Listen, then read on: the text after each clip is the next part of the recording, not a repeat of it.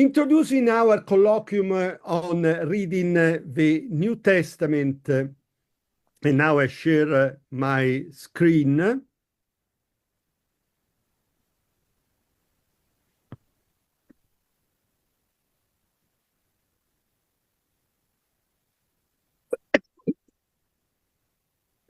Okay.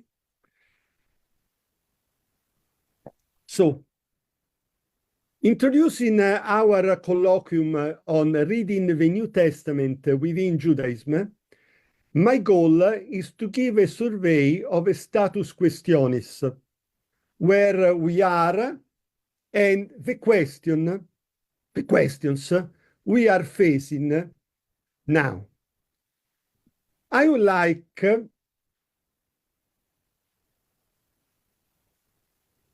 first of all to emphasize the dramatic change of language that has occurred in describing the relationship between Christianity and post-biblical Judaism.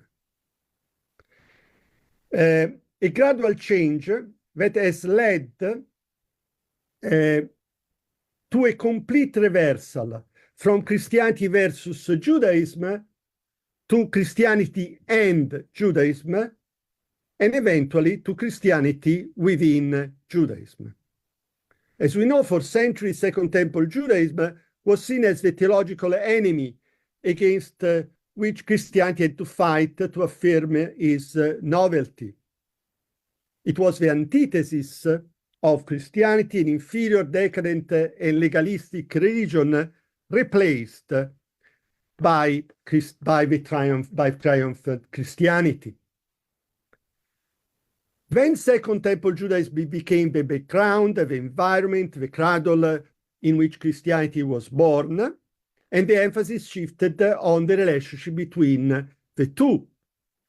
Today, we find ourselves faced with a language that emphasizes the recurring expression within Judaism, in order to affirm that the Jesus movement and its text, many of which would later be included in the New Testament, fully belong to the diversity of Second Temple Judaism.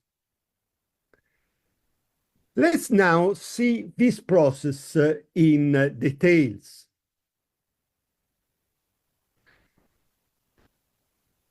Raymond Martini's Pugio Fidei adversus Maurus and Judaeus is only the most renowned evidence of traditional medieval anti-Judaism, a view that the Lutheran Catholic controversy of the Reformation only worsened, projecting the image of post-biblical Judaism as an obsolete legalistic religion, vainly striving for salvation, until it was replaced by something else, Christianity, a new religion based on grace.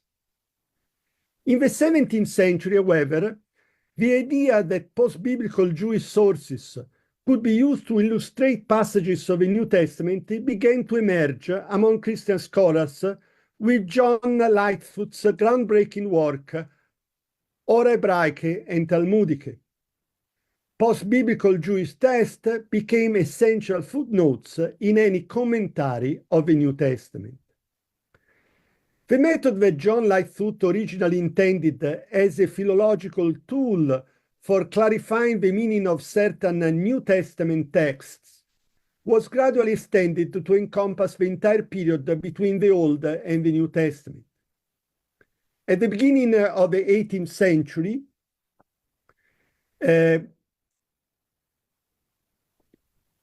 Humphrey Prideaux transformed the age from Malachi to Jesus into a distinct historical period, the connection between the Old and the New Testament.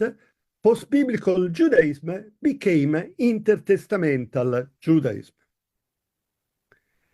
The interest of Christian scholarship in the religious life of the Jews at the age of Jesus Christ, as Emil Schurer said, increased in the 19th century.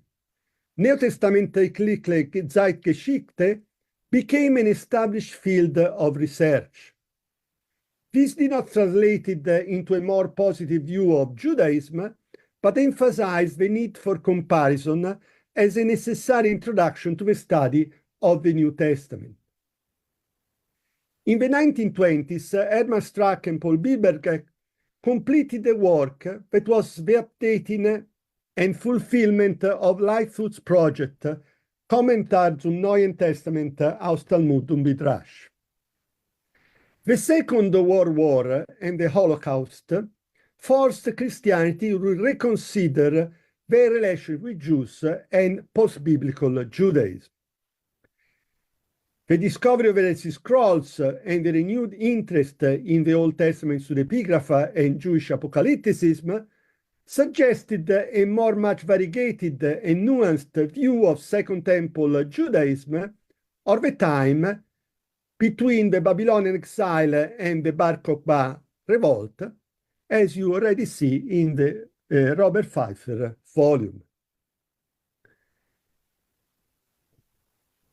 It was now commonly accepted that any discourse about Christian origins could not ignore a fair comparison between early Christian text and Second Temple Jewish text, and no discussion about the theology of the New Testament could ignore a fair comparison between the theology of contemporary Judaism and the rising theology of the Church.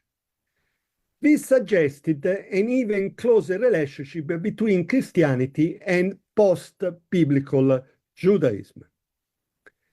It is no accident that the phrase and concept of within Judaism appeared for the first time in the study of the historical Jesus to emphasize his full belonging to Judaism.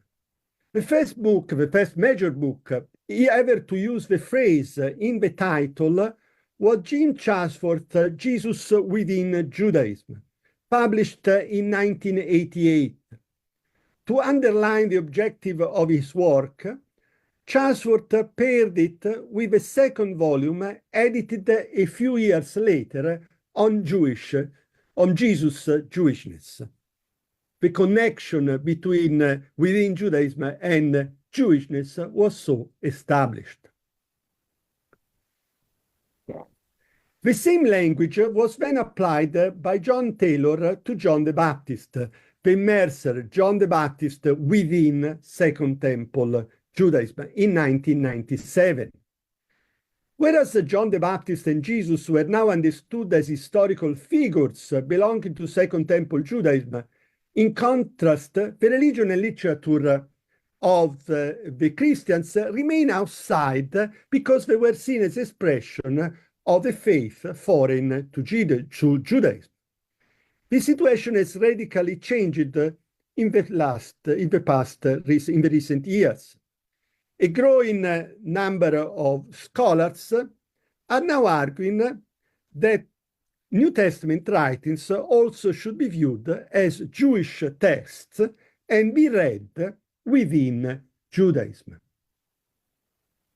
This change has happened as a result of two parallel trends. On one hand, specialists in Second Temple Judaism began emphasizing an idea already expressed by some scholars of the 19th century, notably Isaac Weiss, who stressed the common origins of Christianity and Rabbinic Judaism from Second Temple Judaism, and the fact that nascent Christianity also should be considered part of the Jewish diversity as one of the Jewish messianic and apocalyptic groups of the time. The absence not only of Jesus, but of the Jesus movement from the introduction to Second Temple Judaism appear now as an intolerable omission. This meant a radical break with the old introductions to Second Temple Judaism, that, like the 2000 Dictionary of the New Testament background, included all Jewish groups and sources except the early Christians and their literature. The new introductions and dictionaries of Second Temple Judaism, like the ones edited by John Collins and Daniel Harlow, the Herman Dictionary, and the T&T Clark Dictionary, edited by Goodner and Stukenbrook in 2020, now included all New Testament texts and authors. On the other hand, a group of New Testament scholars, notably Mark Nanos, John Gauger, Pamela Eisenbaum, Magnus Zetteron, and others, began exploring the Jewishness of Paul, emphasizing how Paul never converted, but like Jesus was born, lived, and died a Jew. He was a Torah-observant Jew, and his goal was not the destruction of Judaism, but the inclusion of Gentiles within the people of Israel.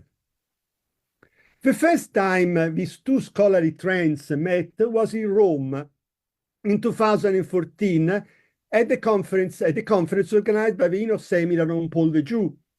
There was a lot of common ground and agreement, but perhaps it was not accidental that the conference produced two separate volumes of proceedings, one edited by Mark Nanos and Magnus Zetteron, titled Paul Within Judaism, and the other edited by Gabriele Boccaccini and Carlos Segovia, who had a slight different title, Paul the Jew, Rereading the Apostle as a Figure of Second Temple Judaism. In 2016, a new front opened with the Camaldoli Conference of John the Jew, organized by the Enoc Seminario. The volume of the Camaldoli Proceedings, edited by Benjamin Reynolds and Gabriele Boccaccini, Reading the Gospel of John's Christology as Jewish Messianism, presented the John Divine Christology, generally considered among the least Jewish elements of his thought, as an integral part of Second Temple Jewish Messianism. The Enoc Seminario organized other meetings on John within Judaism at the SBL in 2019 and online in March 2023. Inspired by the Camaldoli Conference, new publications appeared by Benjamin Reynolds, John Among the Apocalypses, and Wally Sirafesi, John Within Judaism. The Within Judaism perspective gained momentum. Many other books and meetings followed along these lines. Paul Within Judaism remained at the center of a scholarly debate with new important monographs by Mark Nanos, Paula Fredrickson, Isaac Oliver, Gabriele Boccaccini, Ruben Buhner, Matthew Thyssen, and others. I could not put in the slides all the many volumes, just to give an example of some of the publications that appeared during these years until yesterday. The Paul Within Judaism movement rapidly became more and more diverse and complex, as attested also by the publication of two collective volumes by international scholars. Paul Within Judaism, edited by Michael Baird and others, and The Message of Paul Within Second Temple Judaism, edited by František Abel. Both of them were the result of international meetings and conferences.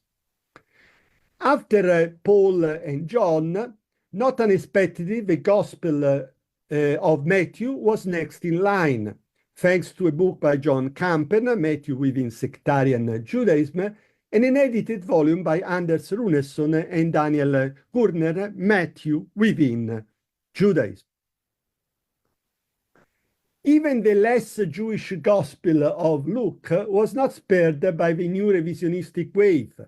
Isaac Oliver published Luke's Jewish Eschatology in 2020 and led in 2022 in Rome yet another meeting of the Enoc Seminario on Luke and Acts within Second Temple Judaism.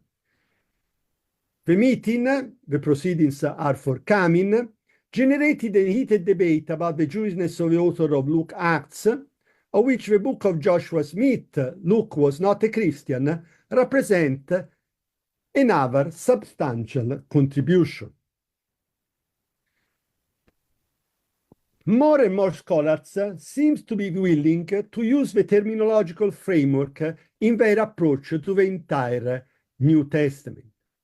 One of the most recent and comprehensive achievements is the volume edited by Magnus Zetterholm and Karin Zetterholm and Anders Runesson, Within Judaism, Interpretive Trajectory in Judaism, Christianity, and Islam.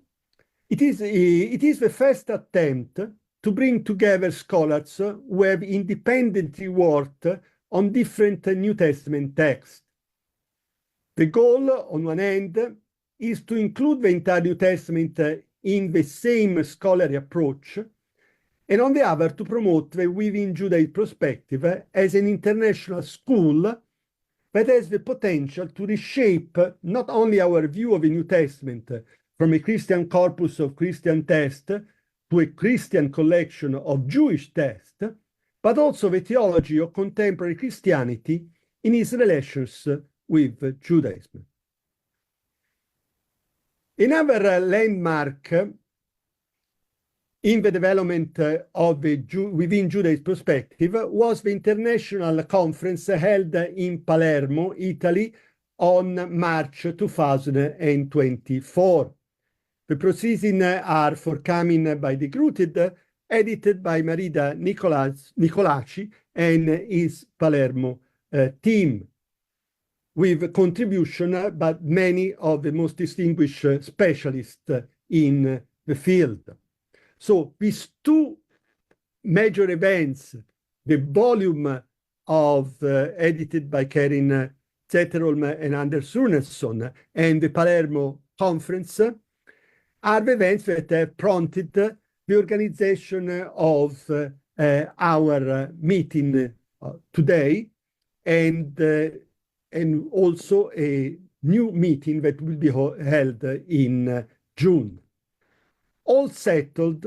I would not say so. We are in a phase where the situation is still fluid, and it is not yet entirely clear how this new Within Judaism perspective would develop, and where it will go, and where it will lead us. There are critical issues that need to be addressed. Among them are the following. And here I've listed 5 major questions of areas of discussions.